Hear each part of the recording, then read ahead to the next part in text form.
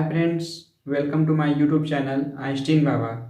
तो आज से हम लोग स्टार्ट कर रहे हैं केमिकल इंजीनियरिंग का एक बहुत ही इम्पॉर्टेंट सब्जेक्ट है फ्लूइड मैकेनिक्स, जो कि थर्ड सेमेस्टर में आता है। तो उसको हम लोग आज से पढ़ना स्टार्ट करेंगे, ठीक है, और धीरे धीरे सिलेबस के अकॉर्डिंग इसको कवर करेंगे, ठीक है। तो सबसे पहले देखते हैं जो सब्जेक्ट का नेम है फ्लूइड मैकेनिक्स, इसका मीनिंग क्या है।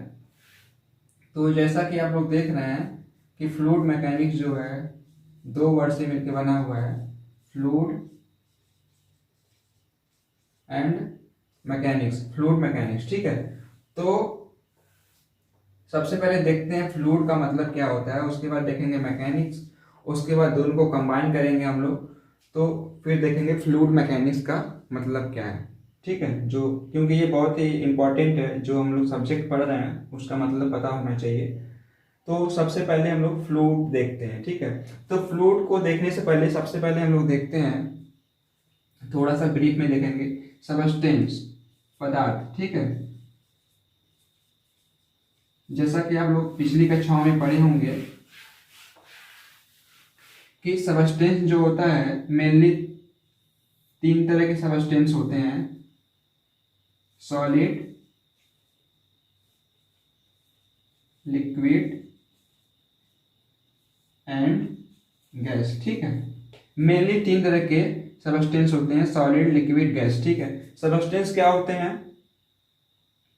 सबस्टेंस जिसमें मास हो और जो स्थान या वॉल्यूम या कहिए स्पेस ऑक्युपाई करता हो और जिसे हम फील कर सकें, ठीक है। तीन चीज़ें मेन होती हैं इसमें सबस्टेंस में, क्या हो, मास हो और ये स्पेस ऑक्युपाई कर रहा हो ये, ठीक है। उसके बाद इसको हम लोग फील कर सकें। तो ये तीन चीज़ें होती हैं सबस्टेंस में। तो देख रहे हैं सॉलिड में भी मास होता है और ये स्पेस ऑक्युपाई करता है और सॉलिड को हम लोग छू सकते हैं, उसको फील कर सकते हैं। ऐसे लिक्विड का भी होता है, गैस का, ठीक है। तो सॉलिड में देखते हैं, अगर सॉलिड को सपोज करिए आपके टेबल पे कोई बुक है या पेन है, ठीक है, तो उसमें या उनके पार्टिकल में कोई रिलेटिव मोशन नहीं होता है। मतलब कि उसमें सॉलिड जो आप रखें टेबल पे, जो पड़ा हुआ है, कोई भी मटेरियल है जो सॉलिड है, तो उसमें देख रहे हैं कि उनके पार्टिकल या उस सॉलिड में अगर बल्क मिले उसको माइक्रोस्कोपिक में, तो उनमें कोई भी रिलेटिव मोशन नहीं हो रहा है, ठीक है। जैसे हमारे हाथ में पेन है, सपोज करिए ये मेरे हाथ में रखा हुआ है, तो इसमें कोई भी फ्लो नहीं हो रहा है, ठीक है। लेकिन अगर यही मैं अपने हाथ में कोई लिक्विड लूं, ठीक है, तो देखेंगे कि लिक्विड मेरे हाथ में फैलने लगेगा, ठीक है। तो और उसी प्रकार से गैस भी है। गैस अगर यहाँ अगरबत्ती रूम में जलाया जाए, ठीक है, तो देखते हैं कि पूरे रूम में फैल जाता है। तो इस प्रकार से देखते हैं कि सॉलिड जो है, सॉलिड में फ्लोइंग टेंडेंसी नहीं है, मतलब ये फ्लो नहीं करेगा। और लिक्विड, जबकि लिक्विड में क्या है कि लिक्विड को अगर ऐसे ही फ्री छोड़ा जाए तो लिक्विड फ्लो करने लगता है और गैस भी ये फ्लो करने लगता है। तो यहाँ से हम लोग देखते हैं कि जो लिक्विड और गैस है इसमें फ्लोइंग टेंडेंसी होती है, ठीक है, फ्लोइंग टेंडेंसी होती है, जबकि सॉलिड में फ्लोइंग टेंडेंसी नहीं होती है, ठीक है। सॉलिड में फ्लोइंग टेंडेंसी नहीं होती है, जबकि लिक्विड और गैस में फ्लोइंग टेंडेंसी होती है। तो ऐसे मटेरियल जिसमें फ्लोइंग टेंडेंसी हो उसे हम लोग क्या बोलते हैं, फ्लूइड, ठीक है। ऐसे मटेरियल या सबस्टेंस जिसमें फ्लोइंग टेंडेंसी हो उसे फ्लूइड बोलते हैं।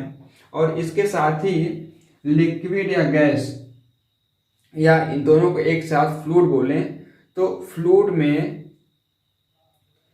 एक प्रॉपर्टी और होती है कि इनका कोई शेप नहीं होता है। जिस भी वेसल, जिस भी बॉटल या जिस भी पॉट में ये रखे जाते हैं उसी का शेप ये अक्वायर कर लेते हैं, गेन कर लेते हैं, ठीक है।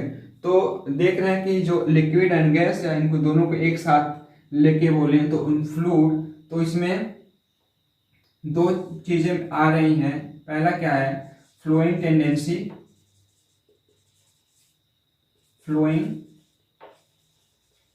टेंडेंसी, ठीक है। और दूसरा क्या आ रहा है, कि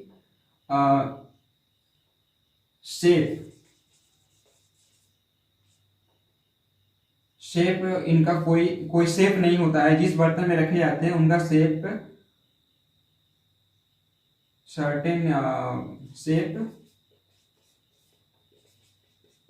नहीं होता है, ठीक है, शेप नहीं होता है कोई इनका, और फ्लोइंग टेंडेंसी होती है। और जिस बर्तन में, जिस पॉट में, जिस वेसल में, जिस टैंक में लिक्विड या गैस रखे जाते हैं उसी का शेप ये ग्रहण कर लेते हैं, ठीक है। तो फ्लूइड, ये हो गया फ्लूइड का डेफिनेशन हमारा। उसके बाद देखते हैं मैकेनिक्स। मैकेनिक्स क्या होता है? मैकेनिक्स में क्या होता है कि मैकेनिक्स में फोर्स और उसके इफेक्ट का स्टडी करते हैं, ठीक है। ऐसा साइंस या ऐसा इंजीनियरिंग जिसमें हम force and its effect, force and its effect का स्टडी जिस साइंस या इंजीनियरिंग में हम लोग करते हैं तो उसे हम लोग बोलते हैं मैकेनिक्स, ठीक है। तो ये हो गया हमारा मैकेनिक्स। और दोनों को अगर हम लोग कंबाइन कर दें, फ्लूइड मैकेनिक्स, तो अब फ्लूइड मैकेनिक्स क्या होता है हमारा, इसको देखेंगे। फ्लूइड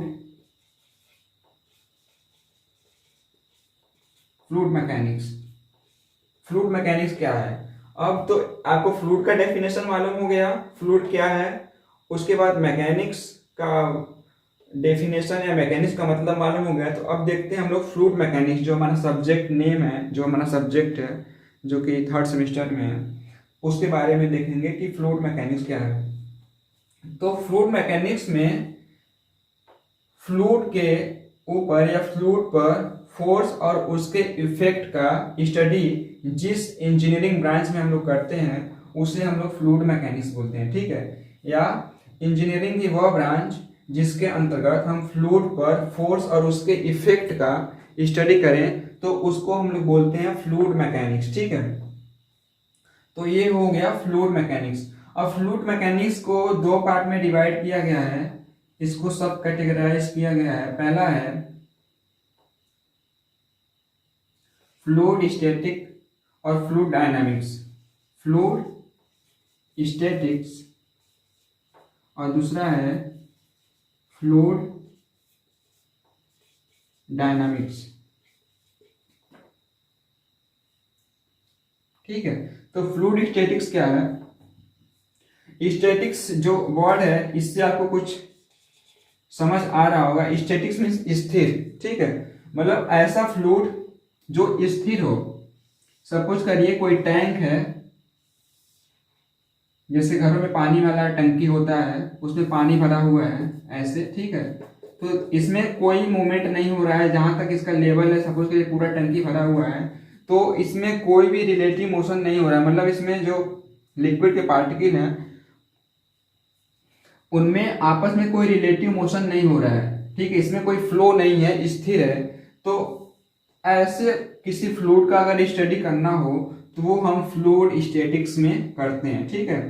तो ऐसा फ्लूइड मैकेनिक्स की वह ब्रांच जिसके अंतर्गत हम स्टैटिक फ्लूइड का स्टडी करते हैं, उनके अंदर प्रेशर डिस्ट्रीब्यूशन का स्टडी करते हैं, तो उसको हम लोग फ्लूइड स्टैटिक्स बोलते हैं। सपोज करिए ये हमारे पास कोई पॉइंट है ये टैंक के अंदर, और इस टैंक के अंदर हमको इस पॉइंट पे प्रेशर ज्ञात करना हो कि जो इसके ऊपर ये वाला जो पोर्शन है लिक्विड का, ये इस पॉइंट पे कितना प्रेशर डाल रहा है। तो आप लोग फार्मूला, सपोज करिए ये हाइट h है, तो आप लोग फार्मूला पढ़े होंगे P = ρ/g/h, ठीक है।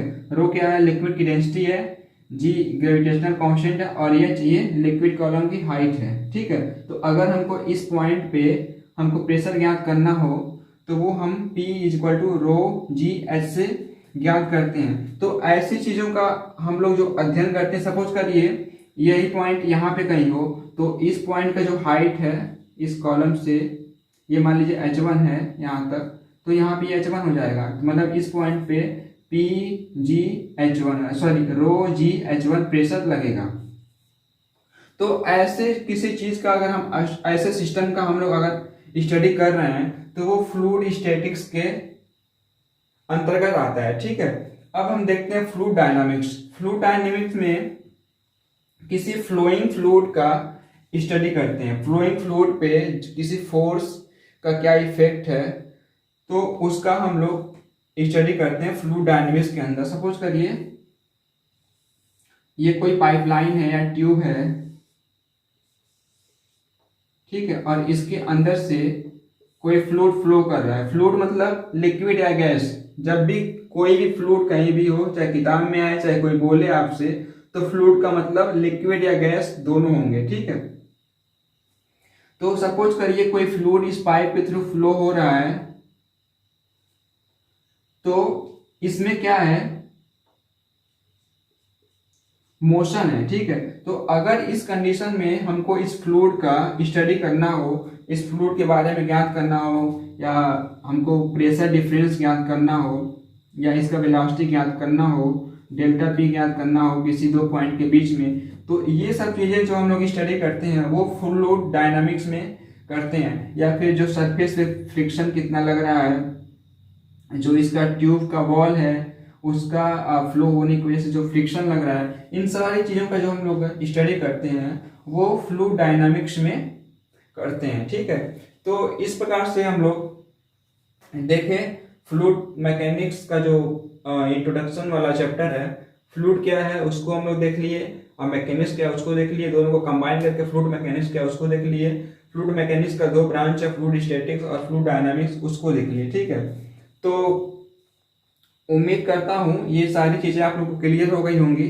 तो अब आगे हम लोग बढ़ेंगे तो आगे पढ़ने में और मज़ा आएगा। ठीक है, बहुत ही इजी सब्जेक्ट है फ्लूइड मैकेनिक्स, बहुत ही इंटरेस्टिंग सब्जेक्ट है, क्योंकि इनमें जो भी एक्टिविटीज होती हैं या फिर जो भी हम लोग पढ़ेंगे मैक्सिमम चीज़ें हमारे आसपास रहती हैं। ठीक है, तो इसलिए इसको समझने में आसानी रहती है। तो चलिए देखते हैं फिर अगले वीडियो में हम लोग अब देखेंगे अगला टॉपिक क्या है, उसके हिसाब से हम लोग पढ़ते चलेंगे धीरे धीरे ऐसे ही। तो उम्मीद करता हूँ ये वीडियो आप लोगों को पसंद आएगा। थैंक यू, धन्यवाद।